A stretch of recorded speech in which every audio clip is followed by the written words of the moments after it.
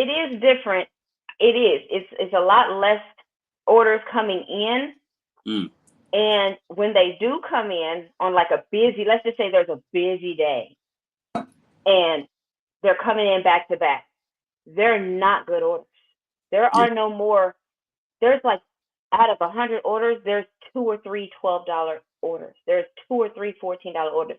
And that's for me because my ratings are bad. But I've never gotten my acceptance to a 4%. I literally had a 4%. That's how bad it is. What was the And highest you've ever been on DoorDash that I've you had can? 100%, Oh, 100 everything. okay. Yeah. Yeah. But in order for me to get good orders or make $200, my acceptance rate has to be at 8%. Mm. And I've never been that low. That's for people who decline. If you're a decliner, I'm sure your acceptance rate is below 10% now. And Yeah. you can't. But if you're not a decliner, you keep it, or I'm sure you keep it around 85%. But it's not easy. It is not easy. And so I don't know what it's like. Maybe top dashers get better orders now, or whatever you call it. But I just cannot bring myself to accept all the orders. I just can't. And so maybe Yeah. it's just not for It's too me hard. anymore. It's hard. I want to ask you this, and you could, I don't want you to overshare if you're not ready, but like with now that your channel's doing what it's doing, right? You know, and with YouTube, it can be very up and down, right? I hope you don't see that, but that's what I've learned at least. You could have this month's this, and but for you, I think you're just in the beginning phases of what you're gonna be able to make, whether it's $300-400 a day, and that's great money. Like that, to turn the camera on and do a couple videos a day, you're making that. I mean, I applaud you for that because you put in the time already. Now you're seeing, you planted the seeds, now they're growing. It's kind of how I look at it, right? And you're going to have a nice bouquet, you're going to have a garden, and then you're going to have to tend to it. That's what we all do as creators. You're going to have to figure out what flowers do I like, what videos do I like, how much do I want to give my community, and there's a give and take with the creation when it's tied to money. That's my experience, at least, right? Yours might be different. You're in the beginning phases of seeing those checks come in. I think you said you haven't gotten it Yeah. yet, right? No, but I'm So listening to you because you know some stuff. I'm telling yeah, you. you'll get yours. You'll get your first one on the 21st. So a couple of weeks, you're gonna get that check. It's gonna be nice, and that's reward yourself, take yourself to dinner, whatever buy yourself an outfit, whatever, right? Because you earned it. I'm gonna just take a break. Yeah, there you go. So that was my question. Is like, do you have a plan as to will you take that break from the gig world? Will you extend it if those numbers support it, to where then you'll be able to really go in and like, what, I can be a full-time creator? Is that a goal of yours, or have you not gotten to that space yet? Yeah, that's a goal, is to take it and look into some investing and make sure I'm not spending the money and just keeping it in a bank. Yeah. So first we're gonna chill. We're not gonna spend. I'm not gonna like. I'm 42 years old. I have done all the things. Lord, I have had money and I have wasted it. Now I'm just like, I just want me a pair of shoes and I want a week off. Period. I ain't thinking about no lavish vacations, Right. none of Right. that. Right. So my goal is to really sit and think what avenue I'm gonna go in. Am I gonna set up a microphone and just talk to the camera? Am I gonna stay in my car? Am I gonna do blog content? Basically, what I feel like you do with YouTube money is you take the money and you put it into the video.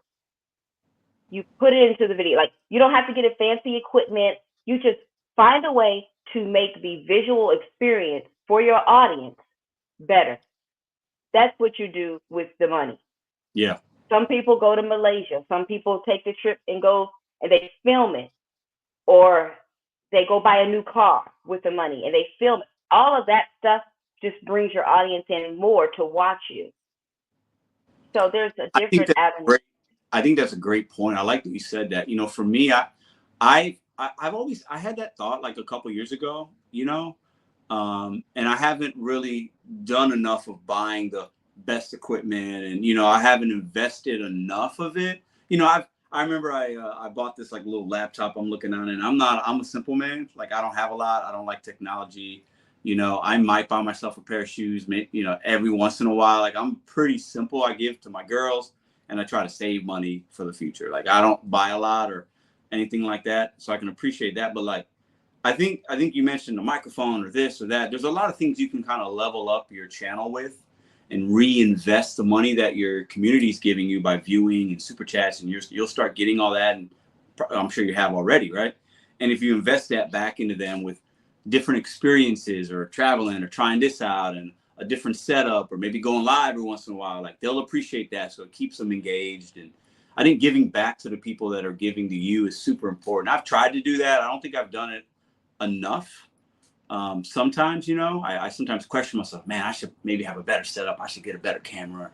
But like I also sometimes think if it ain't broke, don't fix it. Like I just do it with the phone, so, but I appreciate that answer because I think it's, it's very thoughtful. I can tell like you've thought about, okay, what's maybe my next step? I know I want to break for myself, maybe get some shoes, but like, what is something I'm going to be doing down the line?